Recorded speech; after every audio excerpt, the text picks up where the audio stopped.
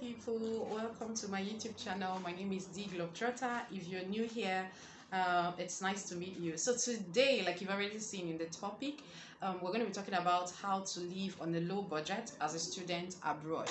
I have a couple of tips to give you, but like sometime last year I did a video about how, what was the name of that video again? I don't even remember.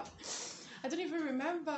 Oh my goodness. Like, let me try to remember. Yeah, some tips. I think I was giving out some tips on for students that want to travel abroad or something. I will just find the name of that video and just link it in the description box below. But yeah, like it's been a minute. Like guys, I really missed coming out here to see it and everything. I've had like a very, how do I put it? I've had like a very long 2 months sort of, because I've had a lot going on for me. I was in and out of the medical center and all whatnot. But I'm going to talk about that like in another video, like when I'm very prepared to talk about it. But thankfully I'm better now. Anyways, let's just dive into today's video.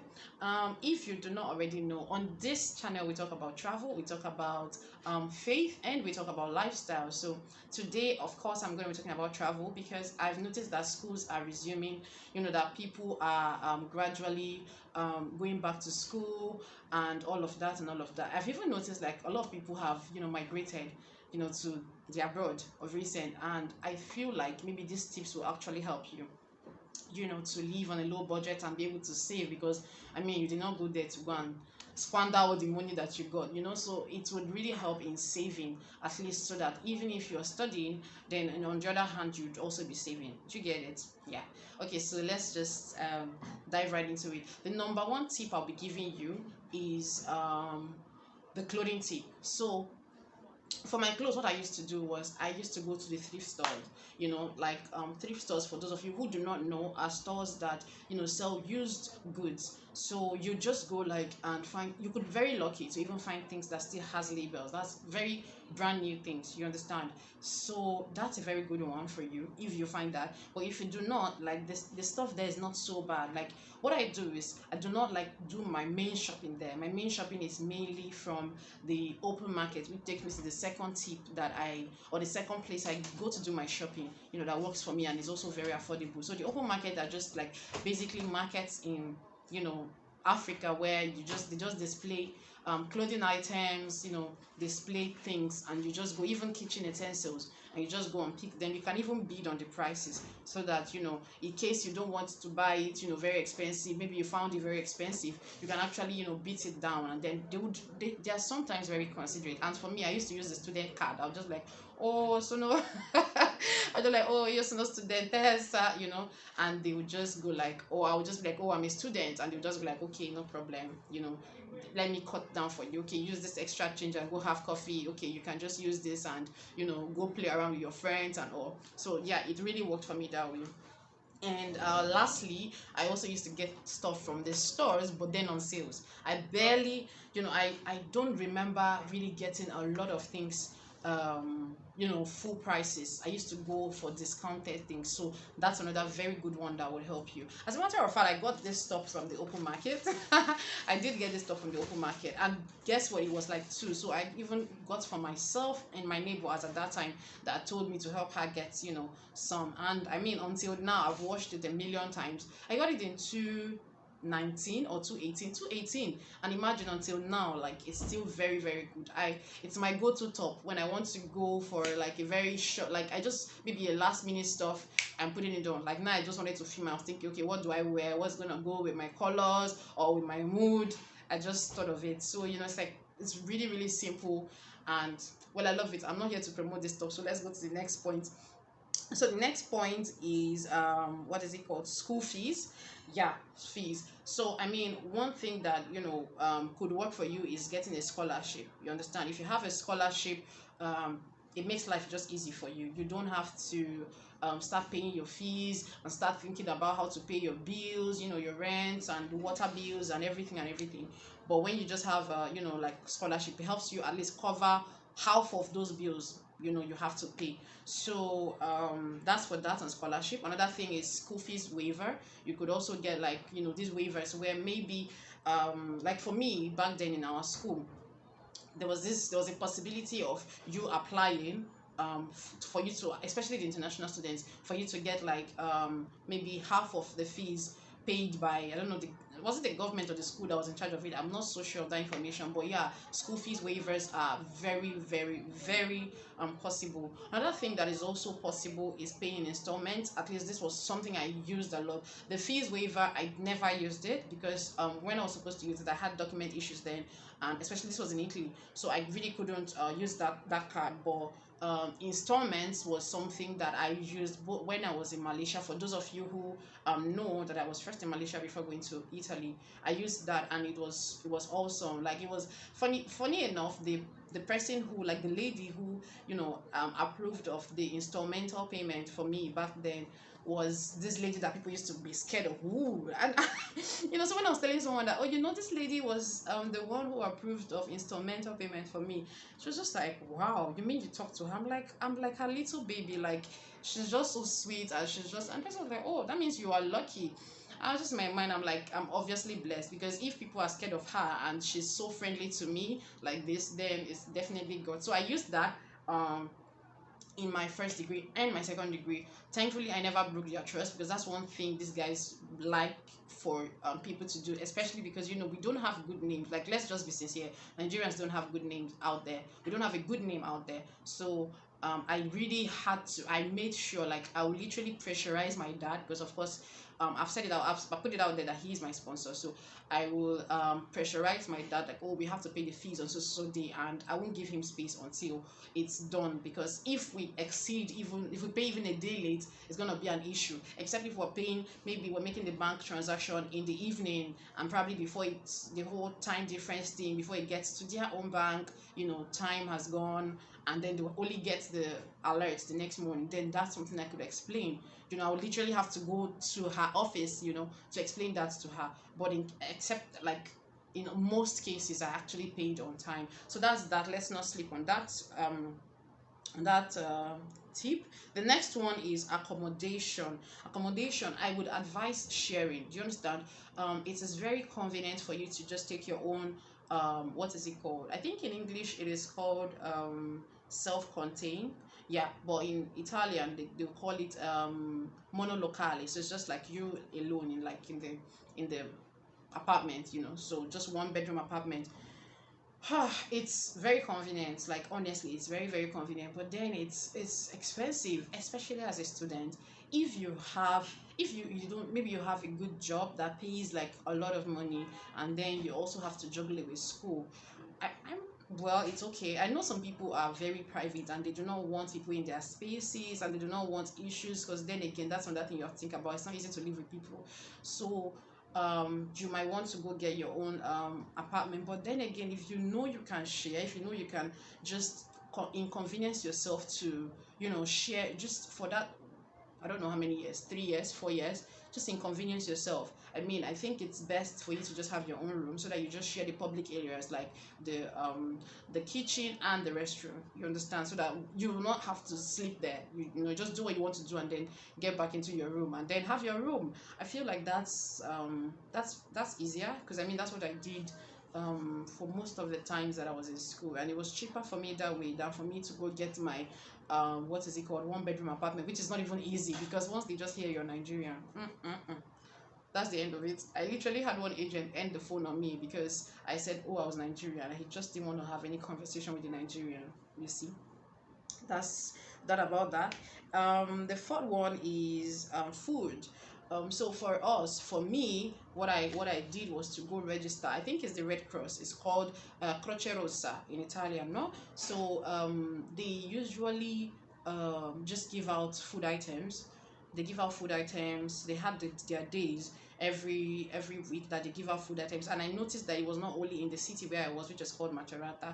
When I moved over to Perugia, I noticed that they do it there as well. I think also in Milan, because I used to go visit my family over there, and I noticed they were also they used to get those food items, and it helps a lot, because I mean, they give you stuff like oil, they give you tomatoes, they give you flour. I like pancakes a lot, so I don't like, as in, I don't want flour to just miss. I always want flour to be there in my in my kitchen. So yeah, or some like even biscuits, yeah, for your breakfast and all. So it just makes life easier for you. Let me tell you this story.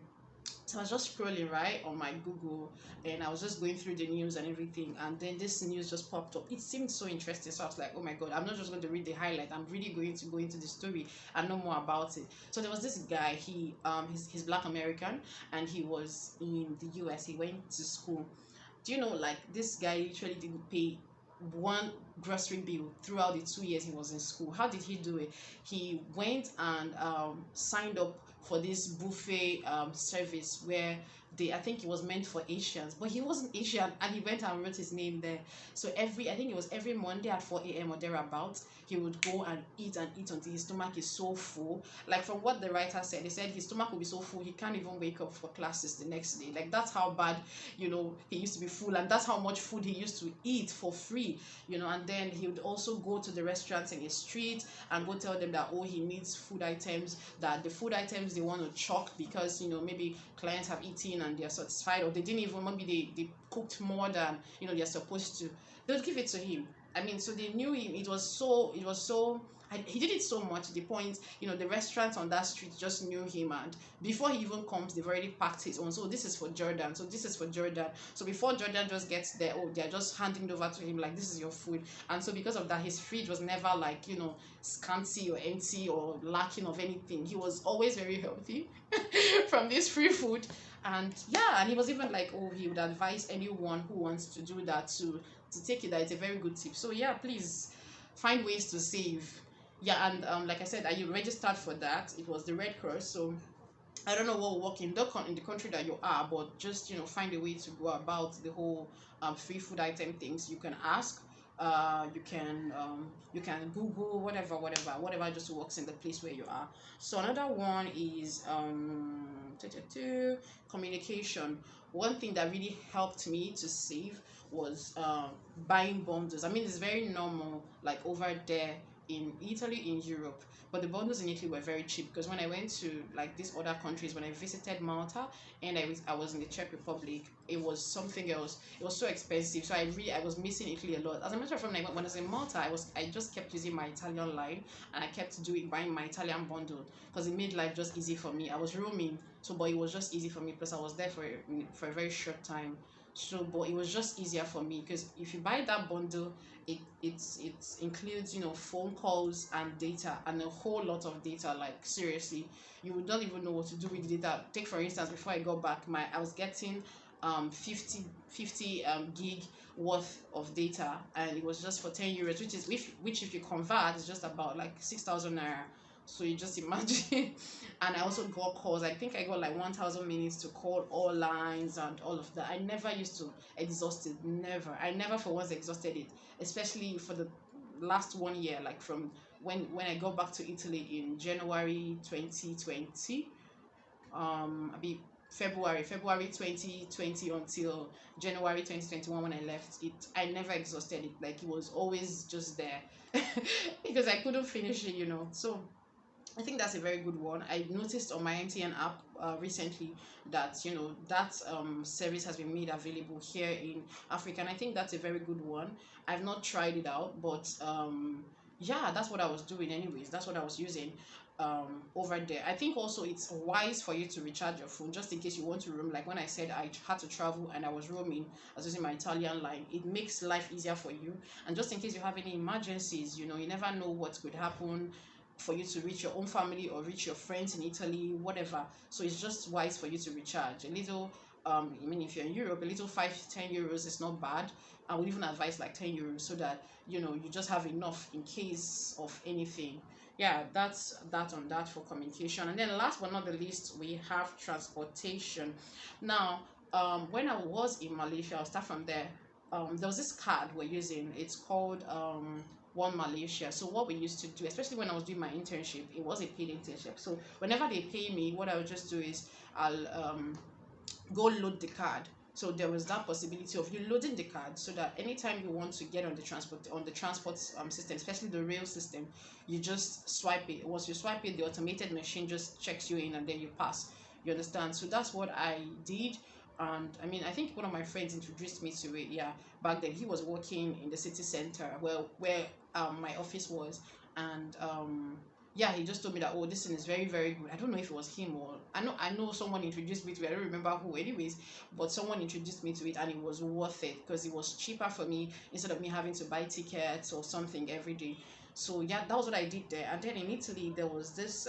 I found out from a friend who was a student that, I could, um, what is it called? I could go pay for my ticket. Like they call it abbonamento in Italian. So I could go pay for my transport ticket, especially because our city was smaller. In bigger cities, I think you could pay for that ticket, like that card basically, and then it will take you for it will like it will be able to cover both bus transportations and rail transportations. But this one was just for bus transportations because my city was very small. So the trains and the buses do not work together. It's not the same company that funds them and everything. So yeah, like I just had to get that card. So before I met this person, I was buying the card for full price. But when I now met the person, like he told me that, oh look, you as a student you get like some discount on this, so you just need to go to so office and go get like this document that's gonna enable you to go to the transport office to get your transport card cheaper, your abonnement basically cheaper. So that was what I did. And when I went there, I got like the 50%, and I just continued with it. I never stopped doing it, and it just made life easier for me. And yeah, these are tips that I just thought of, and I was like, okay, maybe this could help someone. I don't know if you are in Europe, or if you're in Asia, or if you're in America, wherever you are, especially abroad. Like this is very, very helpful to those abroad. I think this is helpful to those abroad because when I was abroad, these tips helped me. So I hope they're able to help you one way or the other. Please let me know what you think in the comment section. If you want me to talk about something else, or you want to ask me questions, just drop them there. I'm also going to um drop my what is it called, my Instagram handle and my Facebook handle, in case you have any questions at all you want to ask me. Please don't hold back, just ask me. I'm here to help. This is what I love doing. If you don't know, this is what I love doing. Like my friends just generally reach out to me, Debbie, what do you think about here, what do you think about this? Yeah, so I really enjoy doing this. It's not a bug of any sort. Like I really do love doing this. So please reach out to me. Let me know what you want me to talk about next, and let me know what you think about this video. Thanks so much for watching. Please do not forget to like, share, comment, subscribe. I'm here to give you back to back videos. So yeah, subscribe, and I'll see you in the next video. Bye for now.